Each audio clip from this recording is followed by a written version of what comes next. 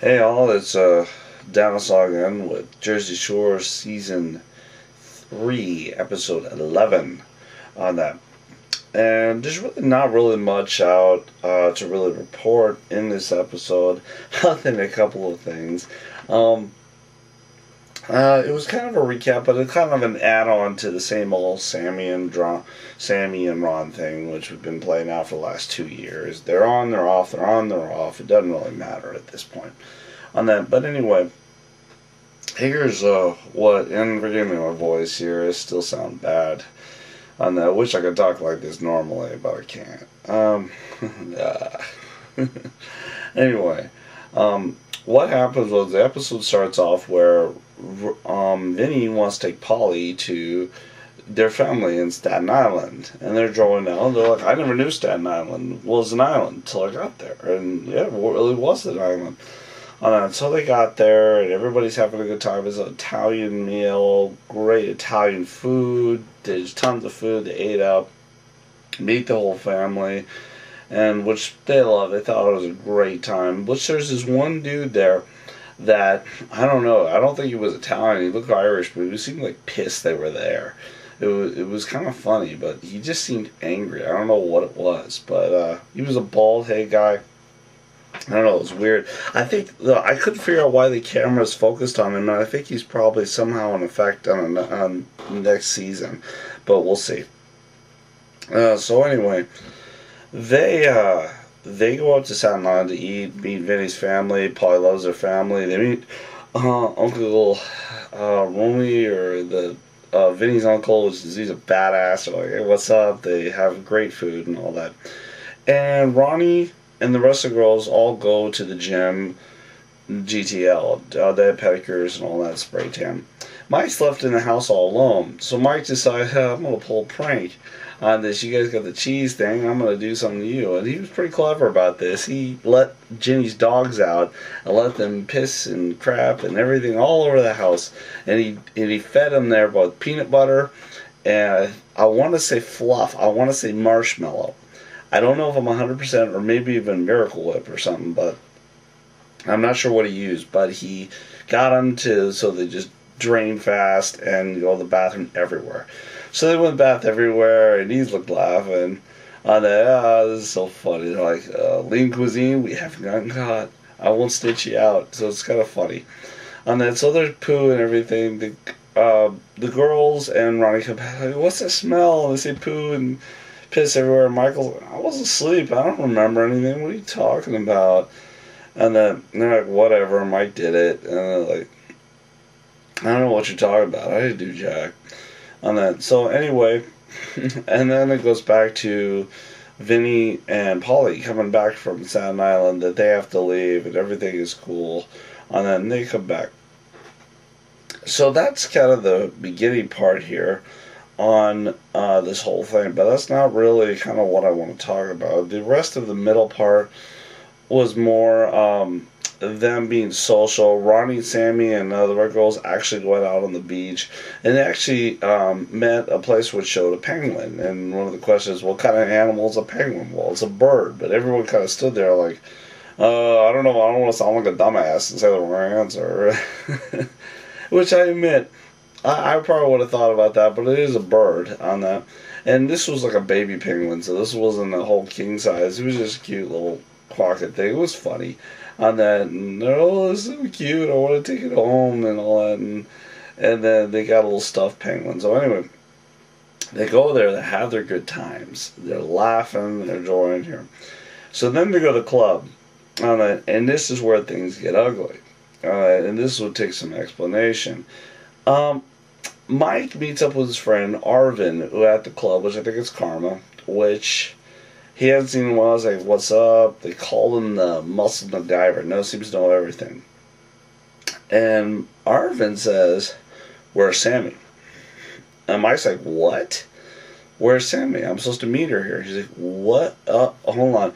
And he had to go get more information about what's going on here with the Sammy on that. So Sammy on that is out like doing her thing, and Mike is getting, and Ronnie too, and Mike's getting information. So it goes and Mike's like, you gotta explain everything to me.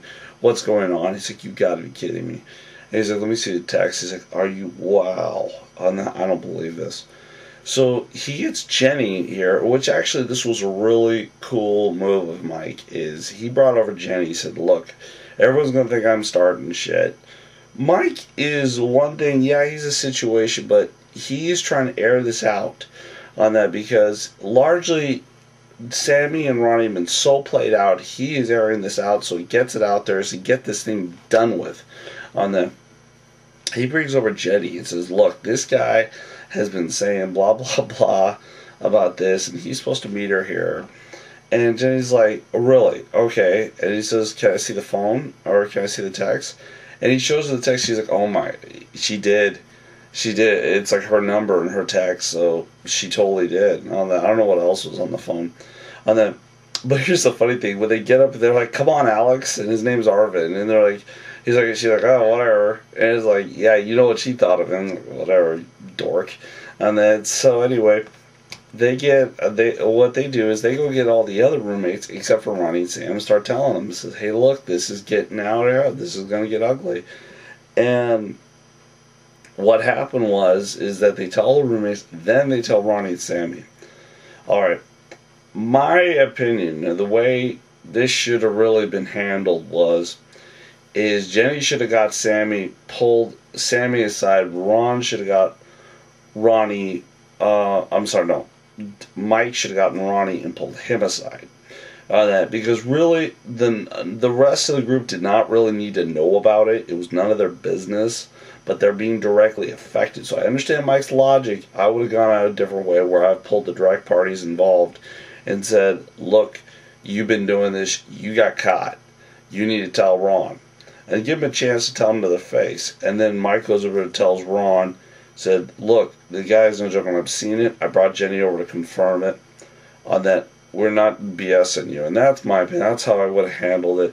Rather than involving everybody else, because that was not necessary. It was none of their business to know about it. And it would have disrupted the harmony of the group, which eventually it did. It did disrupt the harmony. Because what happened was the whole night of the club got disrupted on the fact that she's cheating.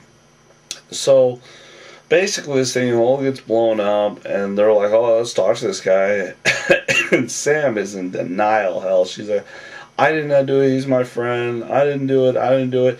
And Mike's like, you got caught. That's all it is. Just admit you got caught and move on. And Mike busted her so hard because she has been such a prick to Ronnie this whole time. And that's why he was so hardcore. It would have required a little more temperance, but this was just, whatever. You're just crazy. So anyway, and this time Mike wasn't wrong. He wasn't starting this. He was saying this to air it out and get his logic. But I would have just gone about it differently. That's my thing, but hey. Anyway, so Mike goes out there, says, you got to do this, you got to talk to everyone. Sammy's like, you're full of it, I hate you, I hate everything about it. At that moment, she's lying when she's like, I hate you. Because that she's lying at that point. She did. And even Ronnie, with all of his stupidity and all his craziness and all his youthful inexperience, knows that she's lying on that. Mike's like, whatever, you got caught red-handed, and that's that. Then they leave the club, and she's still there, I guess. And then they get back, and they're just munching away. And they're like, I can't believe this happened. It's like, we all thought Ronnie was the prick, and little do we know, she was playing us all. I mean, Ronnie was here, and she was up here, It was like, what? Nobody expected this. So anyway, it was like, GTF, find out who Sam's texting. Well, they found out the story. So, anyway, she comes back, and Ronnie comes back. And what's funny is Paulie and Vinny are like, I'm going to enjoy this fight. This is going to be hilarious. I'm going to love this. So they come back, and, at first she tries to twist it on Mike a little bit. And Mike's like, whatever. And Ron's like, you are so fake. Or like, you tell me you didn't text him, you tell him you didn't text him. She goes, no, no, no. And you could know she was lying when she's like, no, no, when she kept running out of answers. If she was telling the truth and she had a solid story here, she would stick with the solid story, say, this is what happened, this is what I did, here are my phone dates. You don't believe me, F you. And you know what? That's something I've also learned in my life. On that could be a powerful weapon if you know how to sell it right. Whereas that if you are lying, which I really try not to, but if you are, if you say, this is what happened, this is what I did, this is a story, simple, effective, there's it, that's it. You don't like it, screw you. I don't care. Alright? And most people would take that at face value, but she kept backpedaling, oh, he's a friend, he's a friend, he's a friend, he's a friend. It just goes back with the Bill Clinton thing, with the whole tie and the intern thing, which, I'm sorry, if I'm President of the United States, I'm going down for, I don't know, someone not Lewinsky. I'm going down big. I'll go down in a ball of fire. And then that was just, ugh, what are you thinking on that? But anyway, that's besides the subject, but it's... What it was is Ron kept pushing it. Now, Ron was being a bit aggressive here, but he was upset because he's like, just admit you're wrong on that, because Ron does care about her deeply on that, but he's like, just admit you're wrong, we can all move on. It's cool, it's no big deal. And she would do it, no, no, no, no, I didn't do anything wrong, I didn't do anything wrong. And then the whole episode ended, this is wrong, you did lie.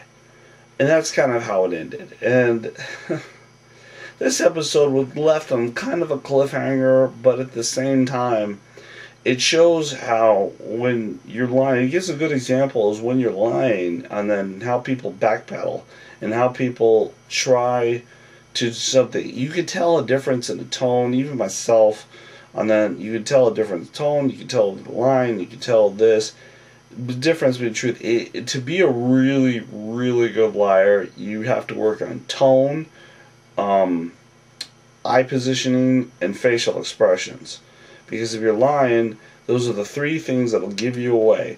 Is your eyes, your tone of your voice, and if you're looking away. It's facial expression, moving the neck, whatever. Those are things, those are subliminal things, and there's even actual, like, for spies and all that, I've read that there's training that they get them to break those habits where they could totally lie and sound like they're totally honest and being totally 100% honest. And it takes a really good actor to sell a good lie. Problem is you got to remember your lie. But I've always found, well, not always, but recently I've found that it's easier to remember the truth. And this, and you know, I know these were due a while ago here, but I've just been so busy and angry and sick and all that, and I'm hoping we get all this done. But anyway, that's really it about Jersey Shore Season 3, Episode 11, and I'm going to go ahead and do 12, and then the finale on that. But otherwise, stay tuned. Bye.